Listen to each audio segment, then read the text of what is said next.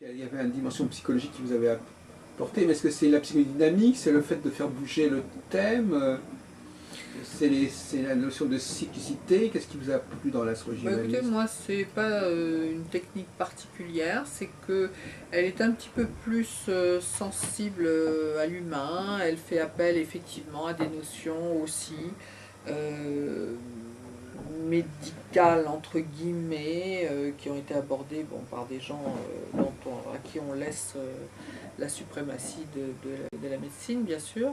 Donc, ça aide, si vous voulez, elle aide davantage à entrer en connexion avec l'âme et le moi profond de la personne. Voilà. Moi, c'est ce que je trouve intéressant là-dedans, c'est qu'il y a encore une subtilité qui permet, dans certains cas, d'être plus à même de capter l'essentiel, je veux dire, de la problématique. Parce que lorsque quelqu'un vient vous voir pour une problématique, il faut aussi quelquefois avoir à l'esprit présent le fait que ça peut ne pas être sa véritable problématique. Voilà, donc ça permet un petit peu, si vous voulez, d'aller voir au-delà de ce que l'on vous demande. Quels sont les apports de l'astrologie humaniste qui vous paraissent les plus heureux? Écoutez, nous on va parler... Pour que les gens aient envie justement d'aller dans cette direction. Oui, alors on évitera par contre d'utiliser des termes médicaux qui sont les termes sevrage, castration, etc., qui ont été utilisés par Huberti, Rudyard et Jung, qui pouvaient tout à fait les utiliser. Nous, on parlera de manque, on parlera plus subtilement, je veux dire, de quelqu'un qui n'a pas eu sa dose. Donc il y a des configurations qui permettent de le dire, en fait. Oui. Alors quelles sont justement quelles sont certaines articulations au niveau des aspects, je ne sais pas, qui font ressortir cette diagnostic? Tout ce qui concerne un petit peu des manques d'affection, par exemple. Oui, alors justement, ça sort c'est comment? plutôt Saturne qui va affliger la Lune, qui va affliger Vénus, etc. Et ça, c'est propre à l'astrologie humaniste? Non, c'est pas propre à l'astrologie humaniste. On va dire que l'astrologue humaniste est plus intéressé, si vous voulez, avant de donner une réponse à une question, à savoir si c'est la vraie bonne question qu'on est en train de poser. Et là, on atteint avec l'astrologie humaniste, qu'on peut très bien atteindre, je veux dire, dans certains thèmes avec la globaliste, une autre dimension, une dimension un petit peu d'aller voir ce qui est un petit peu caché.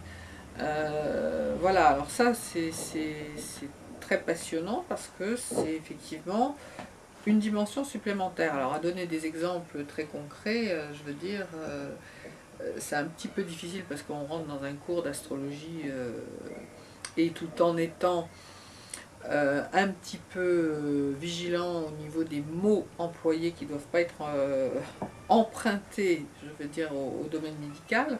Parce que bien que dans les livres d'astrologie humaniste, eh bien, les termes médicaux sont utilisés parce que les gens qui ont mis le doigt dessus, Huberti, Rudyard, etc., étaient issus du monde médical. Donc voilà, maintenant, nous ne sommes pas habilités, si vous voulez, c'est ce que je disais tout à l'heure, à faire des diagnostics, encore moins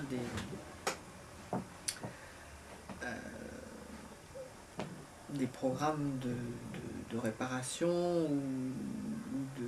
Oui, parce qu'effectivement, il faut après faire le traitement, c'est ça? Le traitement, si vous voulez, ça on n'est pas non plus oui, bien habilité à sûr. en faire.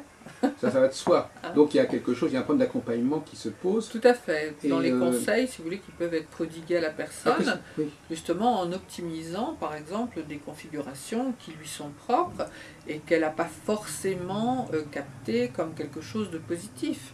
Je prendrais un exemple comme une conjonction Mars-Pluton par exemple. Alors il faut voir si elle est affligée, pas affligée, etc. etc.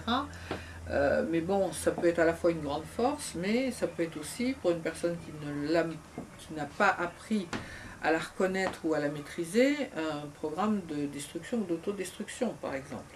Donc ça, il faut que quand la personne a consulté quelqu'un qui peut lui dire, bon là vous avez une énergie faramineuse, faites attention, en général la personne est au courant, hein, je veux dire, sauf à dire qu'elle ne sait pas trop comment l'utiliser pour la rendre bénéfique pour elle, voilà, qu'elle la transforme en force et non pas en quelque chose qu'elle va subir à plusieurs reprises dans sa vie et qui lui est finalement néfaste, alors que c'est quelque chose à la base qui peut effectivement permettre de rebondir et de trouver une force que tout le monde n'a pas forcément. Donc voilà.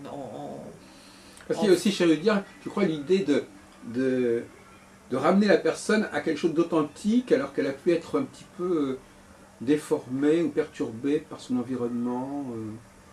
Il y a une espèce de dualité entre l'individu et la société, un petit peu, non? Écoutez, on est tous, hein, je veux dire, un mélange d'éducation, du milieu dans lequel on a vécu, du destin prédestiné, de la réincarnation si on y croit. Enfin, je veux dire, il y a plein de choses qui s'entrecroisent. Maintenant, on a quand même son libre arbitre pour vivre les choses au mieux et si possible, et c'est là qu'on intervient, en essayant de faire prendre conscience à la personne des potentiels qu'elle a, je veux dire aussi bien en positif qu'en la mettant en garde contre des aspects un petit peu qui peuvent lui nuire, qu'elle a déjà conscientisé mais qu'elle ne sait pas forcément contrecarrer, je veux dire, ou par quelle clé elle va pouvoir contrecarrer ces problématiques. Voilà. Et vous avez suivi des réunions à ce sujet ou vous avez lu des livres dans le domaine Écoutez, oui, transhumaniste? moi j'ai des gens que je connais, Oui. avec qui j'ai travaillé un petit peu l'histoire, donc oui, j'ai des échanges avec des gens qui la pratiquent, effectivement. Moi je suis une éternelle étudiante, si vous voulez, je suis une passionnée, comme je vous ai dit tout à l'heure, et bon, bien qu'on ne puisse pas lorsque l'on travaille, si on ne fait que de la recherche ou des études astrologiques, à ce moment-là, on a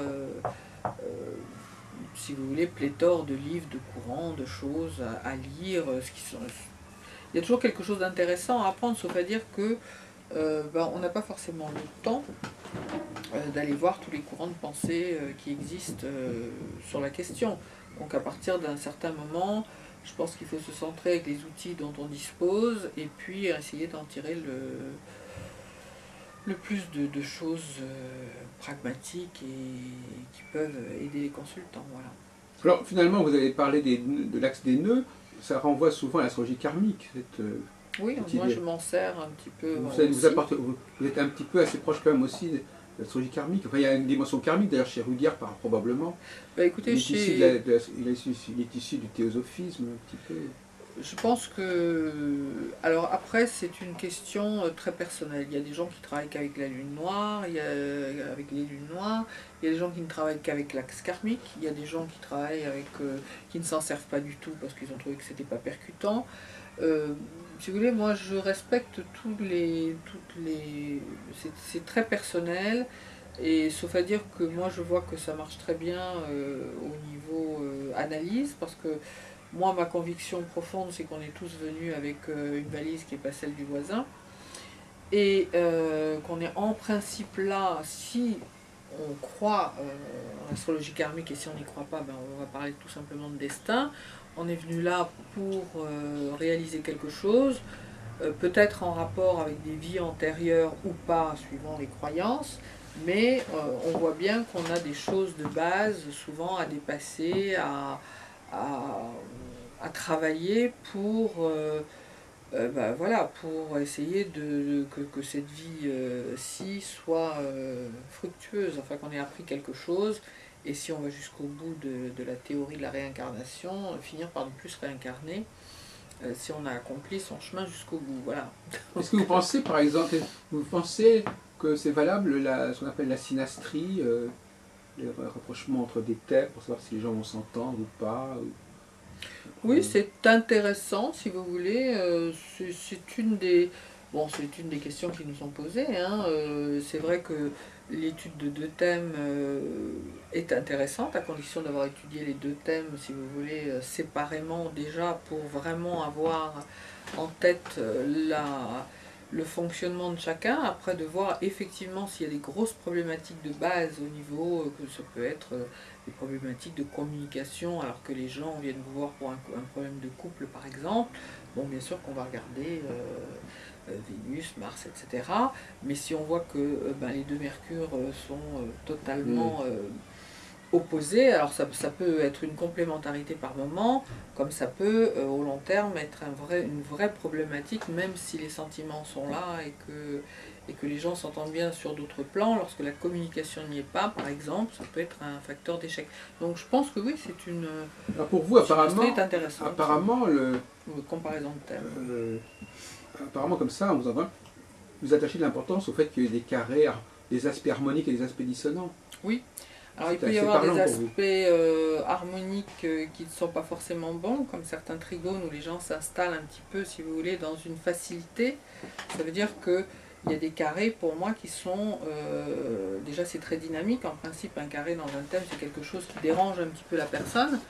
Elle va avoir tendance à vouloir le dépasser, parce que, effectivement, ça lui pose problème. Alors, il y a des choses, oui, qui sont plus dynamiques. Maintenant, tous les carrés, toutes les oppositions ne sont pas négatives, et ça, Sant'Agostini l'avait très bien aussi percuté, et il y a des aspects positifs qui, in fine, s'ils ne rattrapent pas, si vous voulez, s'il y a déjà 2 ou 3 choses qui font que la personne, par exemple, a un tempérament de base très lymphatique, et si on voit un trigone où elle va s'installer encore plus dans une attitude un petit peu passéiste, c'est sûr que cet aspect de trigone qui est à la base dans les bouquins, et parce qu'il faut bien donner des règles quelque part, je veux dire, est plutôt positif, et on va s'apercevoir que ça ne va pas l'aider à progresser. Voilà. Et ça va l'installer dans quelque chose de très confortable, mais qui n'est pas forcément fait pour la faire évoluer. Alors, autre sujet, est-ce que, puisque vous parlez d'astrologie humaniste, est-ce que vous utilisez ce qu'on appelle les directions, qui sont quand même un système un peu spécial, mais qui se rapproche un petit peu de l'astrologie chinoise, enfin dans la mesure où c'est pas une vraie réalité astronomique. Voilà, tout à fait. Alors moi je vais vous dire ça très honnêtement, je l'ai appris, je m'en sers pas. Je m'en sers pas, pratiquement pas, parce que effectivement l'astrologie chinoise compense ce genre de choses très largement. Donc voilà, tout ce que je peux évincer pour vraiment me centraliser sur les choses importantes, j'évite un petit peu de les doubles emplois. Voilà. Parce que sinon, c'est plus 2 heures. Alors bon, pour terminer un petit peu, l'astrologie chinoise, on l'a un petit peu survolée là dans cet entretien. J'aimerais bien qu'on vous en donniez des aperçus un petit peu plus concrets, même partiels, mais je crois que les gens c'est pas à la suite de ce qu'on a dit qu'ils se rendent compte de ce que c'est que l'astrologie chinoise. Ils ont compris qu'il y avait des tables, qu'il y avait des cycles, enfin, est-ce que vous pourriez être un petit peu plus explicite, Abigaël, pour que les gens se fassent une idée plus vivante de l'astrologie chinoise? Ça restait un peu abstrait dans l'entretien. Alors autant, effectivement, les gens voient bien ce que c'est que la roue astrologique du thème occidental, en principe, même si ils n'ont pas de connaissances particulières, on voit grosso modo comment se représente un thème occidental. En astrologie chinoise, c'est beaucoup plus parlant, on va dire, à condition effectivement d'avoir appris les significations des différentes énergies qui s'y trouvent, dans les 12 cases qui régissent, je veux dire, les différentes décennies de la personne. Il y a un destin, il y a tout un tas de... il y a tous les domaines, les champs d'expérience des personnes comme en astrologie occidentale, sauf à dire que sont imprimées à l'intérieur des énergies qui nous permettent à nous de voir si le domaine concerné, je vais dire les finances, l'immobilier, les parents, les enfants, eh bien, sont plutôt des cases affligées, plutôt des cases qui vont être un espèce d'échappatoire pour la personne, parce qu'elle peut avoir un destin très difficile, mais on voit que les parents sont aidants, que le frère est génial à côté, et qu'elle a une case chance extraordinaire, donc bon, voilà. Après, c'est tout, si vous voulez, un entrecroisement de données qui font que, là aussi, avec les connaissances et l'expérience, on va pouvoir donner un diagnostic déjà sur un petit peu la vie de la personne. Parce que on a, en regardant en gros, trois groupes principaux, on va dire. Hein. Il y a les gens un petit peu plutôt de style martial, il y a les gens qui sont un petit peu littéraires, des personnes bon, qui sont un petit peu ce qu'on appelle nous du groupe royal, qui font que ils bénéficient à la naissance de plus de chance, on va dire, que d'autres, plus de facilité. Donc très rapidement, on va voir un petit peu à quel groupe appartient la personne. Ce n'est pas pour mettre des gens dans des cases, encore une fois, mais on cible assez vite, si vous voulez, si on a affaire à quelqu'un d'extrêmement littéraire, ou bien quelqu'un, je veux dire, qui va plutôt avoir une emprise sur le monde de manière très radicale. Voilà, on a très rapidement là la synthèse alors après, bien entendu, il y a des facilités aussi, il y a des cases qui sont affligées tout en étant bonnes au départ, mais qui malheureusement sont affligées d'énergie qui vont venir, alors soit tout de suite dans la vie de la personne, soit quand la case est barrée. Par exemple, on a des cases qui sont barrées coupées ou barrées néant, pour donner 2-3 exemples. Barré coupé, ça veut vouloir dire que la personne, si la case est bonne à la base, ces barres, elles vont inverser la tendance, par exemple. Des énergies qui sont à l'intérieur, donc on sait que pendant les 30 premières années, cette personne, si la case est bonne mais barrée coupée, on sait que les 30 premières années vont être difficiles. Par contre, si on voit que le deuxième monde de la personne est affligé de la barre de néant, par exemple, ce que l'on appelle, nous barre de néant, eh bien, si la case est mauvaise au départ mais barrée néant, on sait qu'après 30 ans, cette case va devenir bonne. Donc, c'est extrêmement complexe et voilà, je ne suis pas là pour faire un cours d'astrologie chinoise, mais on a des grandes lignes comme ça qui nous permettent quand même de visualiser assez rapidement avec l'expérience et la, Vous voulez dire la que l'astrologie chinoise découpe le temps en période de 30 ans, par exemple? Écoutez, il y a des cycles comme en astrologie occidentale, sauf à dire que nous, pour notre travail quotidien d'astrologue, on a plutôt des périodes de 10 ans. C'est ça, 10 ans. Et des périodes de 1 an, et des périodes de lune également, de 1 mois bien sûr.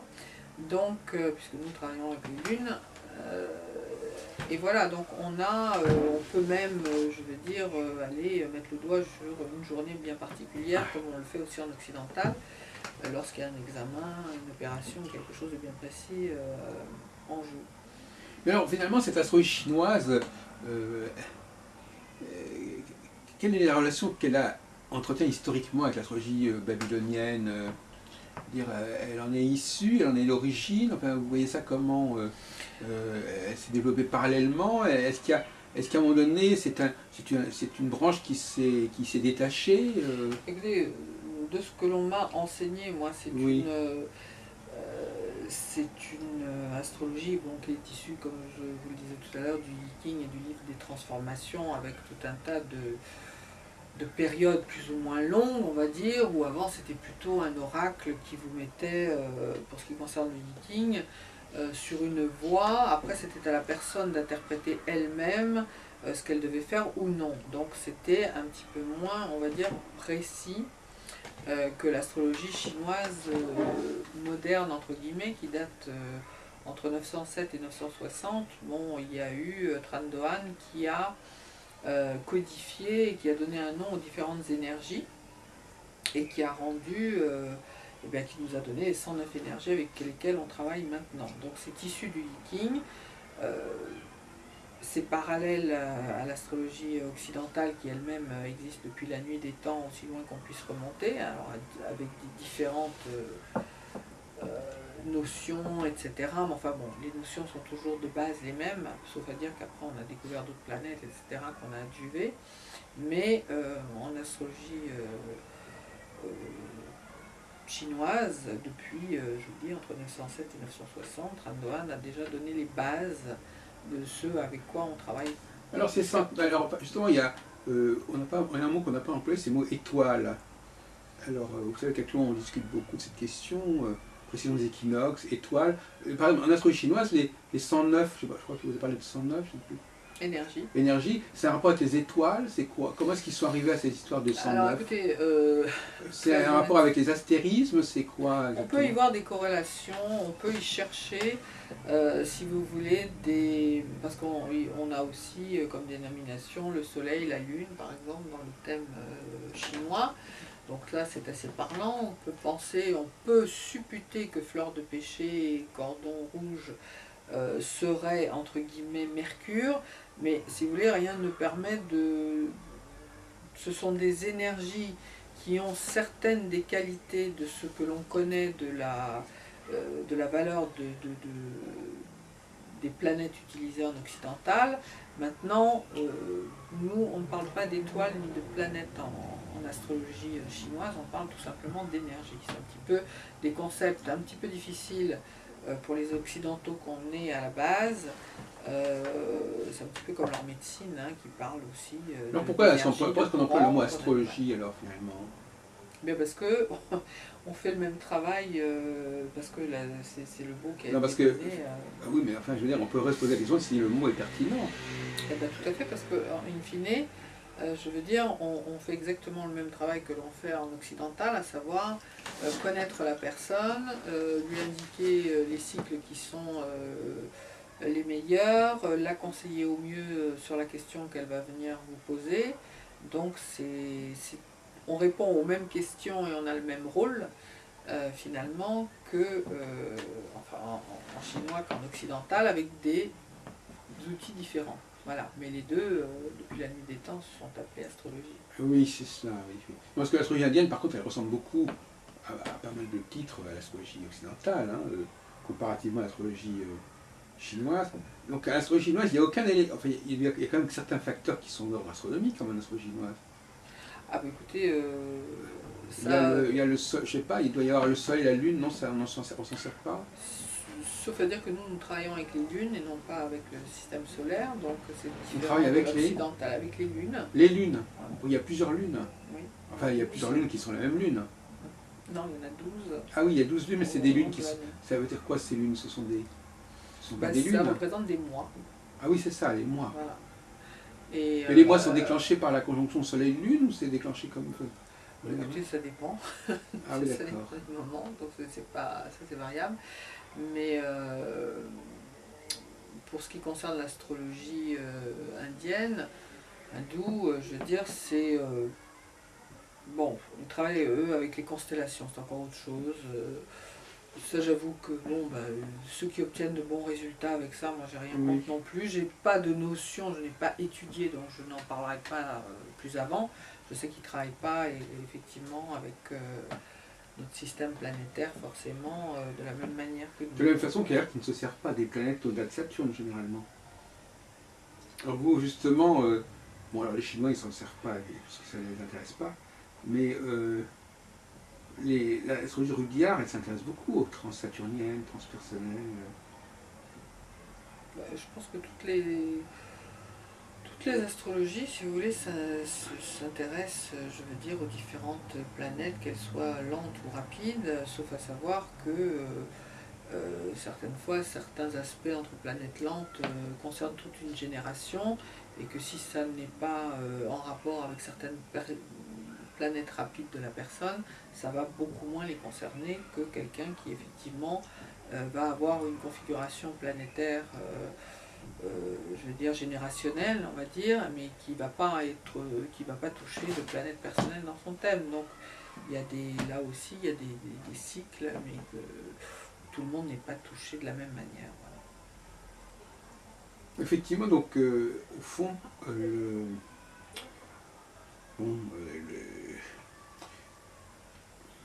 ce qui nous intéresse, c'est quand même ce sont les résultats en fin de compte, c'est la pratique. Et oui. Oui, parce qu'on est, je veux dire, bien que ce soit de sciences passionnantes, ce sont des sciences humaines, donc c'est pas des sciences scientifiques, mais qui sont quand même basées sur... Donc elles ne sont vraiment validables qu'au niveau de la pratique, en fait. Elles ne sont pas validables au niveau théorique. Alors là, le débat, ce que je vous avais dit au téléphone, je ne vais pas le relancer, mais à savoir qu'il y a quand même des notions de cycle qui sont vérifiables, il y a des des médecins qui s'intéressent de très près à ça et qui travaillent d'ailleurs avec l'astrologie, je veux dire, pour avoir une meilleure connaissance des problématiques de leurs patients, certainement, des cycles qui peuvent les toucher ou pas. Voilà, il y a des choses très simples. Hein, alors, oui, alors justement, qu'est-ce que vous pensez de l'argument selon lequel, avec l'astrologie, on gagne beaucoup de temps par rapport à aller voir un psychologue, enfin, je sais pas. Alors ça, je vais être très circonspecte aussi là-dessus. Ça veut dire que moi je dis que gagner beaucoup de temps,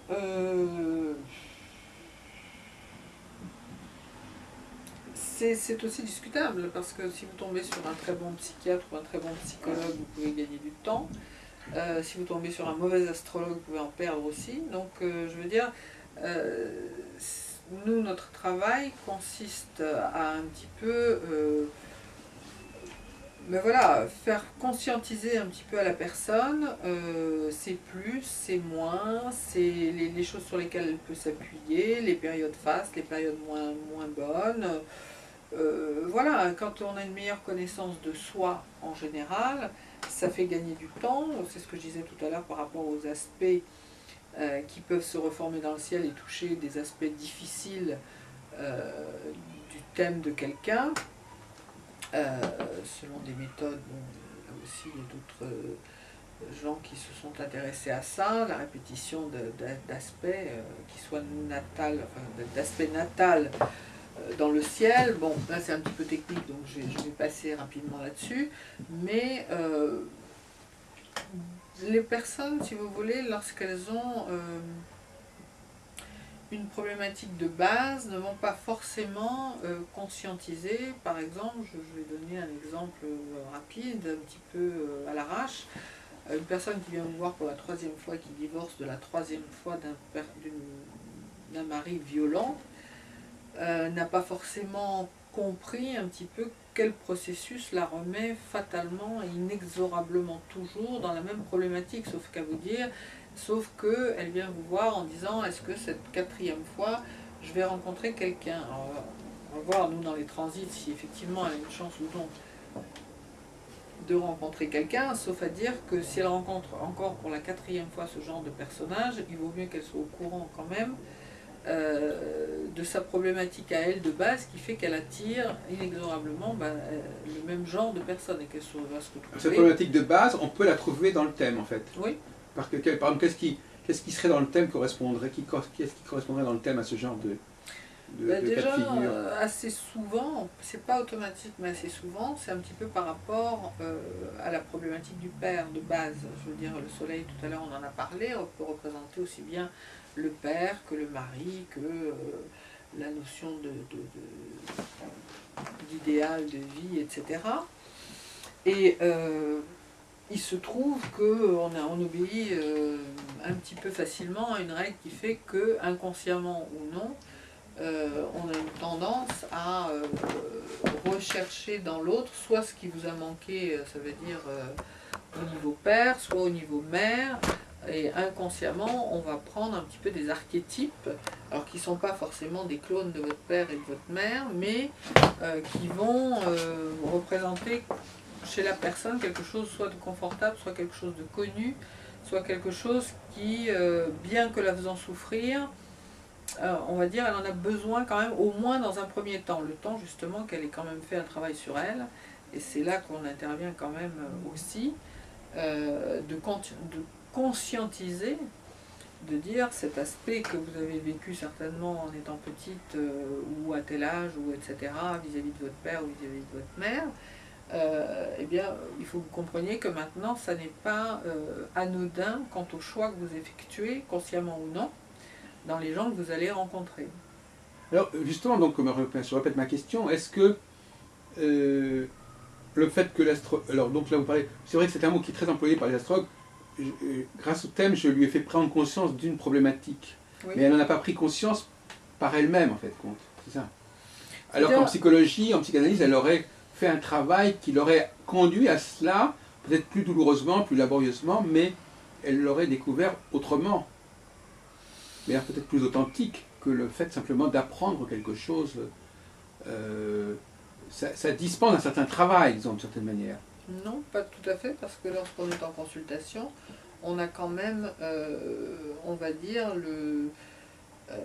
lorsque vous me parliez tout à l'heure de savoir si la personne devait intervenir en parlant, etc. Bon, il est évident que de le faire dire à la personne, c'est beaucoup plus parlant que de lui annoncer, voilà, vous avez telle problématique. Voilà, oui. Voilà, de parler avec elle justement pour l'amener au cheminement, parce que bon, on doit quand même avoir des qualités de psychologue aussi pour faire ce métier, parce que sinon, bah voilà, ça manque, hein, si on est là simplement pour faire du prévisionnel, de l'analytique pure et dure. Bon, c'est parce que, en général, les gens ne viennent pas vous voir quand ça va bien. Je veux dire, ils viennent vous voir quand ça ne va pas forcément bien dans un domaine ou dans plusieurs domaines à la fois. Donc, il faut avoir cette écoute, effectivement, et être suffisamment, là aussi, formé, formaté, habitué, etc., pour que la déduction aussi se fasse par la personne. On lui donne des indications, Oui. On lui donne effectivement des mots qui sont les nôtres, et c'est à elle après de construire, je veux dire, la phrase qui va faire qu'elle va conscientiser d'autant mieux qu'elle l'a trouvée elle-même. Mais ça va se faire dans le cadre de la consultation. Oui. Donc en l'espace d'une heure et demie, il va se passer beaucoup de choses à ce moment-là. Ben, il se passe énormément de choses, c'est pour ça que les consultations qui font moins d'une heure,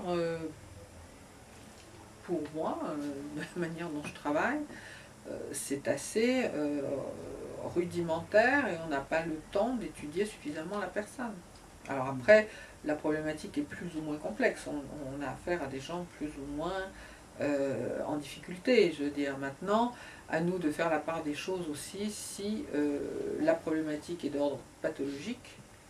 Ça veut dire qu'on ne doit pas dépasser, outrepasser nos prérogatives, à savoir que l'astrologie, c'est l'astrologie, ça répond à un certain nombre de demandes et de cas bien particuliers, qu'au-delà de ça, on est aussi, lorsque l'on voit que les choses sont trop lourdes ou que la personne, je veux dire, n'a pas forcément la capacité de s'en sortir elle-même, bien entendu, le conseil de dire, écoutez, là, moi je pense que je vous ai dit ce que j'ai à vous dire, mais je pense que... Et souvent la personne en vient à la conclusion, d'ailleurs elle-même, de dire, je pense que j'ai besoin de consulter. Enfin, il y a un phénomène de suggestion quand même qui joue là dans toute cette relation. Parce que l'astrologue dit des choses, il suggère à la personne des choses, il peut quelque part l'influencer dans l'idée qu'elle se fait d'elle-même. Peut-être que c'est même ce que le client cherche, il cherche à ce qu'on lui dise qu'on lui dise ce qu'il est, qui il est. Il n'est peut-être pas toujours en train de vouloir vérifier, il peut-être tout simplement, il est dans une attente. Et peut-être qu'il attend qu'on lui propose quelque chose. Excusez-moi, 30 secondes, est-ce qu'on peut couper? Oui. De réfléchir sur l'influence que la suggestion et le fait que les clients sont parfois, moi je vais prendre un exemple un peu imagé, il y a une force de proposition. L'astrologue peut proposer à la personne d'aller dans une certaine direction, de se voir d'une certaine manière, qui va changer. En fin de compte, c'est pas tellement être dans le vrai, c'est de proposer un changement de regard. La personne va se voir autrement, elle va regarder son histoire autrement, et déjà le fait simplement qu'elle ait à changer quelque chose, un angle, elle change d'angle, ça peut déjà l'aider. Ça la renouvelle, ça débloque des choses, simplement le fait de changer. Ben oui, tout à fait. Enfin, je pense que vous avez tout à fait raison dans ce genre d'analyse, c'est-à-dire que les gens doivent garder absolument leur libre arbitre. On n'est pas non plus ni des gourous ni des maîtres à penser en tant que tels, sauf à dire que, effectivement, c'est ce que je disais un petit peu tout à l'heure, lorsque une personne vous pose, vous soumet une problématique quelconque de sa vie, à nous de voir si la réelle problématique est là, ou bien effectivement si elle peut l'aborder d'une manière à laquelle elle n'a pas forcément déjà pensé. Voilà. C'est là notre travail, si vous voulez, de faire en sorte que les gens percutent bien les forces qu'ils ont, et parce que quelquefois ils les sentent, je veux dire, une certaine sauf qu'ils ne savent pas comment l'utiliser et quand et comment. Donc ça devient un petit peu quelque chose qui est dommage. De même que s'ils ont des choses positives, ils n'osent peut-être pas, pour certaines raisons, les mettre en avant. Donc c'est tout... on pointe un petit peu du doigt, nous, ce sur quoi, en fait, alors ça dépend à quel âge ils viennent consulter aussi. Il est évident que si on a un adolescent de 17 ans, ça n'est pas pareil qu'une personne qui a déjà tout un vécu derrière elle. Donc on ne va pas forcément travailler de la même manière non plus. Alors c'est intéressant d'avoir une consultation jeune, parce que lorsque vous disiez tout à l'heure qu'on gagne du temps, il est vrai non, que... j'ai pas dit ça, j'ai dit qu'on disait. Oui. Je n'ai pas dit moi à mon propre chef. Oui, oui, moi non plus d'ailleurs. Non, non. Parce que, ça je ne sais pas, hein, il y a peut-être des consultants qui le disent, moi je suis hors, je suis comme vous, je n'affirme pas ce genre de choses, sauf à dire que plutôt la personne, si vous voulez, consulte, plutôt elle connaît ses forces et un petit peu ses faiblesses sur lesquelles elle va mettre des mots, même à 17 ans, on peut déjà un petit peu ressentir quand même ce en quoi on est fait, ce pourquoi on est fait, etc. Sauf à dire que on n'a pas toute l'expérience qui fait que au moins 20 fois on s'est retrouvé devant la même problématique et qu'on a utilisé les mêmes outils. Donc c'est intéressant de faire un thème jeune, je veux dire déjà, pour éviter effectivement quelquefois de perdre du temps dans des choses où on a moult fois réitéré la même, entre guillemets, erreur, et on n'a pas forcément compris pourquoi, d'ailleurs, on se remettait dedans. Donc c'est un peu notre travail aussi d'aider les gens à, effectivement, à pas réitérer tout le temps. Voilà. Donc c'est ce en quoi on peut dire qu'on fait gagner du temps, mais on ne fait pas gagner du temps par rapport à une psychanalyse ou à une psychothérapie, parce qu'encore une fois, on n'a pas les mêmes clients déjà pour commencer. Oui. Hein, je pense que l'astrologie doit s'arrêter là où d'autres sciences prennent le relais. Voilà, on n'est pas là non plus, on n'est pas des thérapeutes, on n'est pas des... on doit se contenter, nous, d'interpréter une science voilà, qui est une science humaine et pointer du doigt ce sur quoi les gens peuvent s'appuyer ou voilà, les faire un petit peu, en tout cas leur donner des outils pour faire en sorte qu'ils vivent mieux, je veux dire, la vie de tous les jours et leurs problématiques en particulier. Est-ce que vous avez déjà rencontré des gens qui sont hostiles à l'astrologie, qui vous ont interpellé à ce niveau-là, et comment vous leur avez répondu? Écoutez, parce qu'un astrologue est forcément confronté tôt ou tard à des manifestations de scepticisme, pour le moins. Alors, comment vous gérez le scepticisme ou l'incrédulité à l'égard de l'astrologie, Anne-Marie Salvaggio? Écoutez, moi, c'est un petit peu... enfin, ça dépend de la personne. Si la personne, si vous voulez, est très agressive et n'est pas on va dire, dans une dynamique d'échange et de vouloir voilà, partager des choses, et alors on peut partager des choses tout en s'opposant. À partir du moment où il y a une discussion, si vous voulez, qui peut s'instaurer, là j'essaye de faire de mon mieux pour lui amener ce que je peux lui amener comme réponse.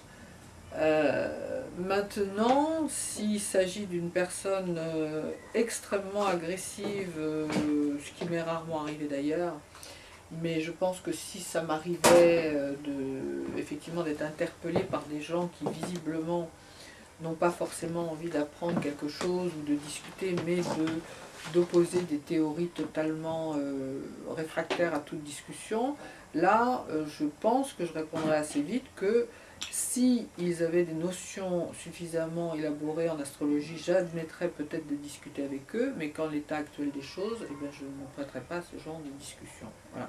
Parce que discussion, on doit être deux, on doit s'écouter même si on n'est pas d'accord, on peut avoir des éléments de discorde, mais à partir du moment, si vous voulez, moi je veux convaincre personne, moi je suis convaincue de l'aide que l'astrologie peut apporter. Que l'astrologue en tout cas. Ou que l'astrologue peut apporter, et en se servant de l'astrologie, à l'humanité, enfin à l'être humain. Donc bon, si j'étais pas convaincue, il faudrait peut-être que je change de métier. Maintenant, je ne suis pas là pour convaincre les irréductibles. Si vous voulez, il y a des gens qui sont réfractaires et qui resteront toute leur vie réfractaires. Et moi, je les respecte en tant que tels. Je veux dire, j'ai pas une mission, si vous voulez, de convertir la planète à l'astrologie. Mais est-ce que vous pensez que l'astrologie pourrait mieux se présenter, mieux se positionner, mieux définir son rôle, et peut-être même éventuellement faire un peu le ménage? Enfin, je veux dire, est-ce qu'il y a un effort de la part de l'astrologie qui permettrait de clarifier et d'améliorer les relations avec la société dans laquelle nous sommes? Écoutez, moi je pense que déjà ça passerait par une école qui puisse déterminer ou donner au moins, je veux dire, attester d'un certain savoir de l'astrologue. Parce que, je veux dire, c'est comme dans toutes les sciences humaines, il y a des gens voilà, qui ont 6 ans d'études, et puis d'autres qui ont lu un bouquin et qui se disent astrologues. Donc, si vous voulez, l'histoire, c'est un petit peu au niveau de la formation. Alors la formation n'étant pas tout, mais c'est déjà une base qui me semble incompressible, voilà, pour savoir de quoi on parle. Et après, s'ajoute à ça des qualités intrinsèques humaines que l'on a ou pas, et un intérêt pour son prochain ou pas. Je veux dire, après les études, il y a quand même autre chose qui entre en ligne de compte. Voilà. Plus si on a encore des talents de visionnaire, etc. Alors là, je veux dire, voilà, c'est le jackpot. Mais déjà à la base, que les études, si vous voulez, que l'enseignement soit validé par des examens, par des diplômes, ça me paraît déjà être la base pour être pris un petit peu au sérieux par des gens qui ont plus des connaissances de sciences scientifiques. Voilà. Oui, mais enfin, ce n'est peut-être pas suffisant, parce que quelle serait cette astrologie qui serait ainsi enseignée et validée dont vous parlez? Elle est elle-même peut-être pas du tout à l'abri de certaines critiques, de toute façon. Comme je le disais tout à l'heure, l'astrologie, comme beaucoup de sciences humaines, c'est pas une science exacte, la médecine ne l'est pas non plus. Donc à partir de là, si vous voulez... non mais toute application, au niveau des applications, on n'est jamais... Voilà. L'application ne fait pas partie de la science, voilà, c'est un prolongement de la science. Donc ça, une application, c'est une application. Mais l'exposé du savoir astrologique, il peut être plus ou moins amélioré. Oui, vous connaissez les travaux de Jean-Pierre Nicolas, par exemple?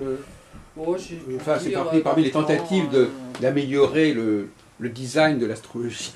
Si vous voulez, déjà dans les études d'astrologie pure, à la base, il y a quand même des études d'astronomie par le fait, hein, je veux dire. Donc c'est sûr que si on survole ça et qu'on met en face de soi un astronome qui a 10 ans d'études et 10 ans de travail derrière lui, ça va être très léger pour les mettre l'un en face de l'autre au niveau discussion. Maintenant, moi je n'ai pas fait d'études astronomiques très poussées, mais il serait intéressant dans les confrontations de faire se confronter des gens qui ont des bagages suffisants pour se répondre, hein, et puis avoir des gens effectivement qui, même en astronomie, parce qu'il y en a, je veux dire, qui sont aussi ouverts à la discussion, sauf à dire qu'ils veulent peut-être avoir en face d'eux des gens qui soient capables de répondre effectivement aux interactions qui existent entre l'astronomie et l'astrologie. Mais pour ça, il faut des gens formés. Alors effectivement, vous posez le problème des rapports entre astrologie et astronomie. Parce qu'on se sert quand même de choses à la base, nous, des éphémérides. Hein, oui, mais enfin, comment imaginez-vous le dialogue? Comment concevez-vous le dialogue entre un astrologue et un astronome? Un dialogue optimalement, je veux dire. Je ne suis pas sûr que ça puisse aller très loin. Écoutez, on voit que ça ne va pas très loin lorsqu'on met en face un astronome qui visiblement n'est pas ouvert à la discussion. Non, mais un astrologue qui n'est pas suffisamment formé pour pouvoir répondre aux questions scientifiques, entre guillemets, ou très, très pragmatique d'un astronome. Donc à partir du moment où, si vous voulez, déjà de base, il faut mettre des gens de niveau équivalent l'un en face de l'autre. Sur le plan universitaire, sur le plan... Voilà, des connaissances Oui. déjà de base, et ensuite il faut prendre des personnalités qui sont ouvertes au dialogue, en ayant chacun peut-être des conceptions différentes, mais qui sont ouverts au dialogue. Si vous prenez un astrologue qui n'est pas qui est anti-astronomie et un astronome qui est anti on reste dans un dialogue de sourds tel qu'on en entend souvent, et c'est malheureux parce que ça fait pas progresser l'astrologie, personne n'apprend rien. Les gens assistent à des querelles, si vous voulez, qui sont aussi stériles que inintéressantes. Donc voilà, moi je pense qu'il y a une question aussi de niveau des intervenants qui doit être, et d'ouverture d'esprit. C'est les deux règles d'or pour un discours, si vous voulez, s'instaure et qu'il en ressort quelque chose d'intéressant pour les gens qui regardent. Moi, c'est ma conception des choses. Sans ça, ça tourne très très vite, effectivement, au dialogue de sourds, où on n'apprend rien, où on assiste à une polémique sempiternellement renouvelée et qui ne fait pas du tout progresser l'astrologie, bien au contraire. Donc, à la limite, il vaut mieux éviter ce genre de débat plutôt que de mettre des débats qui ne débouchent sur rien et qui sont très affligeants. Oui, non, mais je comprends très bien. C'est vrai qu'il y a beaucoup d'astronomes qui s'octroient le droit de parler de l'astrologie. C'est souvent parmi les adversaires de l'astrologie. Il y a beaucoup d'astronomes. Maintenant, il peut y avoir des astronomes qui parlent de l'astrologie sans être pas en tant qu'astronome en l'occurrence. Hein.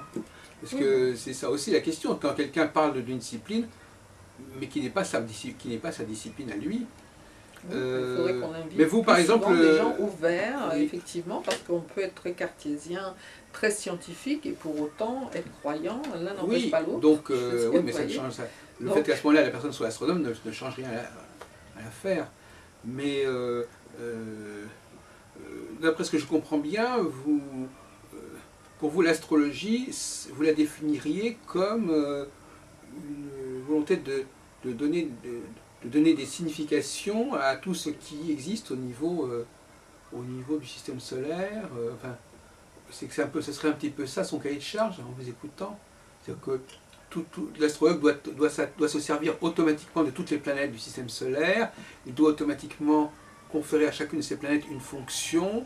Enfin, je veux dire que c'est sa légitimité, c'est ça que vous êtes en train de dire? On travaille avec toutes les planètes, mais on ne travaille pas, si vous voulez, chaque thème étant très particulier. Il y a des planètes qui prennent beaucoup plus d'importance que d'autres dans le thème d'une personne, et on va essayer effectivement de travailler avec les planètes qui la concernent le plus, elle, parce qu'il y a des gens... oui, non, mais ça c'est au niveau du thème particulier, mais globalement, en tant que savoir, l'astrologie doit englober l'ensemble du système solaire. L'astrologie en tant que savoir global. Alors maintenant, après, elle va regarder un thème particulier, mais je veux dire, si par exemple on découvre Pluton, il faut tenir compte de Pluton. Si on découvre une planète au-delà de Pluton, il faut en tenir compte. C'est-à-dire que s'il y a une obligation, il y aurait une obligation à ce que tout ce qui est astronomique fasse sens pour l'astrologue. Bien sûr. Non, mais moi je pose une question ouverte. Aussi avec la science, au fur et à mesure qu'on découvre des planètes, c'est sûr que nous on en ajoute à notre bagage, mais je veux dire, effectivement, nous on se sert de tout ce qui est astronomiquement pour l'instant connu et qui représente un intérêt, encore une fois, basé sur des faits qu'on a quantifiés moult fois. Voilà. Alors même si quand il n'y avait pas Pluton, il y avait d'autres corrélations qui étaient suffisamment pertinentes pour dire, bon là, ça risque de chauffer au niveau mondial, et sur cette personne-là, ça va la toucher beaucoup plus parce que ça va toucher ses planètes personnelles. Donc voilà, quant à dire que nous, on se sert de données quand même qui sont scientifiques. Hein. On travaille. Alors à votre avis, Abigail, comment est-ce qu'elle est née l'astrologie alors finalement? Elle est née de l'observation, elle est née comment comment vous la voyez apparaître? Moi je pense que c'est très simple, hein. L'homme depuis qu'il est homme et qu'il regarde le ciel, il a très bien vu, il s'est très bien au fil des millénaires rendu compte que quand il y avait tel aspect ou tel autre aspect, eh bien il y avait de fortes chances qu'il arrive mathématiquement telle chose, en se rendant compte au fur et à mesure des siècles qu'il y a des cycles qui reviennent régulièrement et qui font que il y a des choses qui se réitèrent, etc. Moi, je pense que c'est une observation, si vous voulez, très mathématique des choses, hein, l'astrologie. Alors après, voilà, ça permet, si vous voulez, de garder le côté pragmatique, parce que c'est vrai que les irréductibles vous disent, bah, moi, je vois pas pourquoi Saturne a une influence sur moi, de là où elle est, la Lune, je veux bien, mais Saturne, on ne sait pas comment ça marche. Bah, ça marche pas forcément parce que Saturne a une influence direct sur vous et vos neurones, ça va marcher sur le fait que lorsque l'on voit certaines configurations planétaires se réitérer, on sait ce qu'elles font, entre guillemets, depuis la nuit des temps, elles réitèrent toujours la même chose, donc c'est une étude, si vous voulez, de recommencement éternel. Mais comme vous avez dit, malheureusement, vous avez dit que l'astrologie c'était quelque chose de très complexe. Donc si les choses sont complexes, il est difficile d'isoler les facteurs et les composantes. Si vous avez un ensemble où il y a énormément d'interactions, l'existence même de cette interaction rend presque impossible la possibilité de déterminer le rôle d'un des facteurs isolément.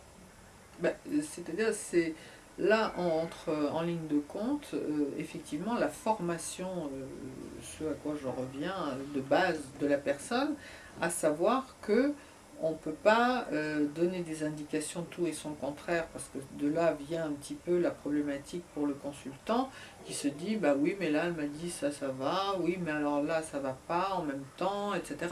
Le travail de synthèse, c'est le travail le plus difficile de l'astrologue, parce que lui, il va voir effectivement des corrélations à la fois bonnes, mauvaises, Oui. etc., qui s'entrecroisent, mais sauf à dire qu'il faut qu'il ait suffisamment et de métier, et de formation, et d'expérience pour pouvoir, in fine, faire un diagnostic entre guillemets et une synthèse qui fait que la personne puisse ressortir avec une direction, voilà, avec que des éléments de réponse qui lui soient bénéfiques et qui répondent au mieux à la question qu'elle est lui posée. Donc si je comprends bien, vous pensez qu'il est possible, à partir de l'observation des comportements humains, de reconstituer, parce qu'aujourd'hui, parce que c'est assez paradoxal, aujourd'hui, est-ce qu'on peut faire ce travail dont vous nous parlez, de déterminer la signification de chaque planète, d'après l'observation, étant donné que chaque planète est combinée avec d'autres planètes?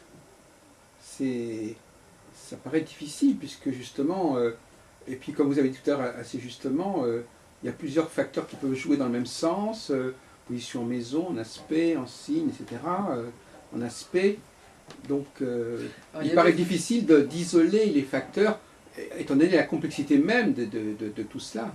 Oui, mais j'en reviens. Je parle d'isoler au niveau scientifique, c'est-à-dire pas au niveau du client. Là, on n'est pas en train de parler du rapport avec le client, là on est en train de parler du rapport avec les fondements scientifiques de l'astrologie qui permettent justement de dire que tel facteur a telle signification fondamentale et tel autre. Oui, il y a des bouquins qui ont été écrits sur les cycles planétaires, effectivement, qui retracent toute l'histoire depuis qu'elle est écrite, en disant, voilà, bah, telle génération va être plutôt comme ça, et voilà. C'est plutôt au niveau de l'astrologie mondiale qu'on pourrait faire, au niveau du collectif qu'on pourrait faire apparaître oui, le fait astrologique. Oui, tout à fait, mais au niveau de l'astrologie individuelle aussi, puisque tout est un tout et tout s'entrecroise, il y a des gens, encore une fois, qui vont être plus touchés par les corrélations générationnelles que d'autres. Donc nous, on travaille quand même sur l'humain. Bon, les astrologues qui font de l'astrologie mondiale, eux ont un autre rôle, mais enfin, on va dire qu'on est un petit peu complémentaires, parce que ce qui se passe dans le monde, bien entendu, les crises, les cyclones, Justement, Madame Silvaggio, on a l'impression que ces cyclones, ils dépassent totalement la dimension individuelle. Que ce soit les révolutions populaires ou les cyclones ou tout ce qu'on voudra, on a l'impression qu'on est dans un destin collectif et non pas un destin individuel. Oui, sauf à dire que vous, dans votre destin, vous allez être ou non frappé. Si vous êtes japonais, vous n'allez pas vivre la même chose que si vous êtes ici, voyez, dans le sud de la France en ce moment. Oui. Donc, c'est vrai qu'il y a un destin mondial, ça veut dire que tout le monde n'est pas touché au même moment, je veux dire. Est-ce que ça veut dire que les personnes qui sont touchées même quand le cas classique c'est un accident d'avion, par exemple, toutes les personnes qui sont victimes d'un accident d'avion, c'est inscrit dans le thème de chaque personne. Et là, c'est plus... Non, mais si tu va rêves un dire accident que- d'avion, c'est encore plus vrai pour une révolution, pour une guerre, pour une épidémie, pour un tremblement de terre, pour une alerte atomique. Oui, alors, bon, les grandes épreuves de la vie de chacun d'entre nous, je veux dire, bon, sont parfois plus ou moins inscrites de manière très précise, à savoir que quelquefois on voit des corrélations très difficiles d'après le thème lui-même, sauf à dire qu'on a des transits aussi et qu'on ne peut pas faire tous les transits planétaires de la personne depuis sa naissance. Et non.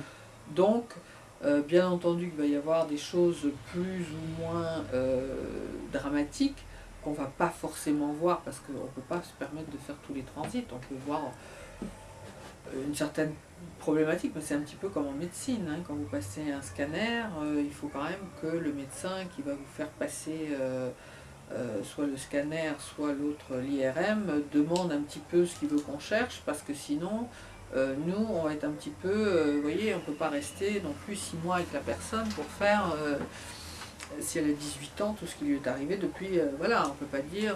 Alors par contre, il y a des thèmes qui sont plus ou moins parlants que d'autres. On va voir dans certains thèmes bon, des corrélations de base très difficiles et des moments marquants, par exemple, de la naissance ou de la naissance jusqu'à 21 ans, on peut voir dans des cycles comme ça que l'on voit quand on est formé à ça, des choses très difficiles. Maintenant, tout le monde n'a pas des thèmes très difficiles entre la naissance et 21 ans, oh, Dieu merci. Donc, il y a des choses qui se voient facilement et il y a d'autres, c'est comme en médecine, où il faut qu'on recherche un petit peu plus la problématique pour la trouver. Voilà. Donc, ça, c'est pas tous les thèmes que l'on travaille de la même manière et voilà, les demandes ne sont pas les mêmes, les causes à effet ne sont pas les mêmes non plus en mondial, donc après, voilà, nous, mais sauf à dire qu'on fait partie d'un tout et que c'est sûr que quand il y a des corrélations hyper difficiles comme on a eu récemment, on n'a pas non plus tout le temps des carrés Pluton, Saturne, Uranus dans le ciel, heureusement. Oui, mais justement, à ce sujet, il y a quelque chose quand même qui est un peu gênant, c'est que quand on voit un événement qui correspond à des configurations planétaires assez lourdes et assez rares, est-ce qu'on ne risque pas de donner à cet événement une importance tout à fait excessive? Regardez par exemple, est-ce que ça veut dire, par exemple, admettons par exemple qu'actuellement il y a des configurations, l'ensemble des configurations qu'on a actuellement, il ne s'est pas produit de cette façon depuis des siècles. Bon. Est-ce à dire que ce que nous vivons est aussi rare que cela? Est-ce que c'est sérieux? Ou est-ce que c'est justement le fait qu'on utilise des planètes des planètes lentes qui donnent, qui obligent, à moins qu'on les utilise autrement, mais enfin je veux dire, l'utilisation des planètes lentes a comme effet pervers d'accorder une rareté à des événements qui n'en ont peut-être pas autant, et que les astronautes d'autrefois n'avaient pas ce problème parce qu'ils utilisaient des planètes beaucoup plus rapides. Est-ce que c'est pas une façon d'engager les astronautes dans l'erreur même? Le Pluton en Capricorne, etc., c'est des planètes qui se produisent, c'est une configuration qui se produit tous les 250 ans. Avec un petit peu de bon sens, on a quand même du mal à croire que il ne s'est rien passé de comparable depuis 250 ans, par exemple. Et si on rajoute en plus Neptune, enfin je veux dire, on arrive à quelque chose d'absolument fou à ce moment-là. Et ça, c'est le grand travers des... À moins d'avoir une cyclicité plus... Enfin, je veux dire que la notion de cyclicité aussi longue, ça devient invraisemblable au bout d'un certain temps. Les choses reviennent, peuvent revenir tous les 10 ans, tous les 30 ans, bon, elles ne reviennent pas tous les 1000 ans. Et ça, c'est le résultat de l'utilisation de planètes très lentes. Sauf à dire que rétroactivement, on peut, en faisant les éphémérides, retrouver des corrélations que les gens qui ont vécu aux époques concernées n'ont pas forcément, je veux dire, inscrites dans oui, mais entre-temps, on peut imaginer que des choses du même ordre se sont produites alors qu'il n'y avait pas la configuration en question. Le grand problème en astrologie, c'est quand on dit que telle chose qui se produit est liée à telle planète, ce qui veut dire que ça ne peut pas se produire sans cette planète-là. sans cette configuration. Là, c'est peut-être un déterminisme un petit peu... Non, mais il faut savoir, alors à ce moment-là, c'est pour ça que je dis cette question. Quelquefois une multiplicité de facteurs pour faire que voilà. les choses soient carrément dramatiques au point où on les vit aujourd'hui. Parce qu'il y a toujours eu des cyclones, il y a toujours eu des tremblements de terre, il y a toujours eu des crises, sauf à dire qu'en ce moment, on cumule quand même un tout petit peu le rythme. On cumule, mais on ne sait pas exactement la durée de ces choses-là, voyez-vous. Ni la durée, ni la rareté. Parce que,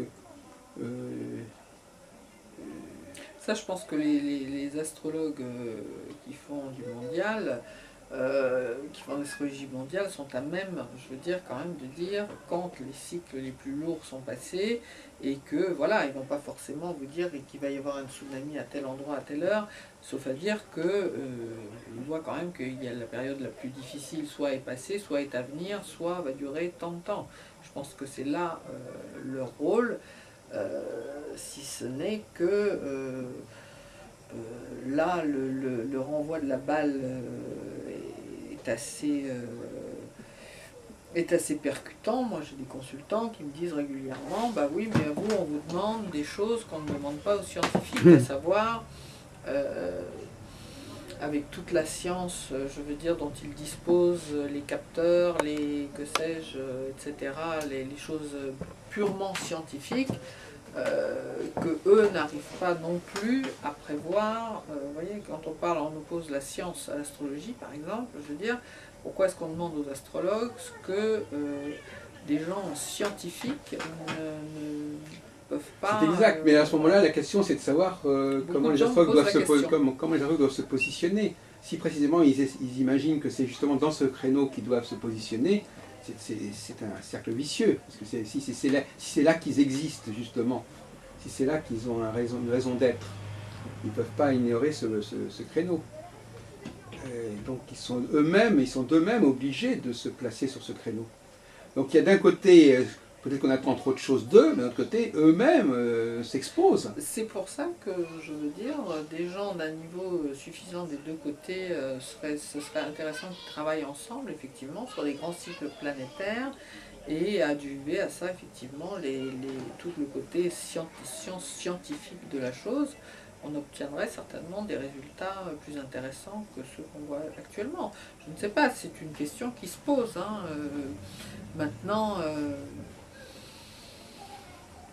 chacun travaille à son niveau. Moi, je ne fais pas particulièrement de mondial, sauf à dire que effectivement, les corrélations très difficiles qui sont en ce moment, moi je les vois sur mes consultants, sur certains plus que d'autres. Donc ça, je constate, moi, au niveau de l'humain, au niveau de la planète et des pays en particulier, puisque si tant est qu'effectivement en astrologie, on admet que les pays ont aussi chacun leur thème, comme chaque société, si on parle d'entités qui ne sont pas des êtres humains, a son propre thème.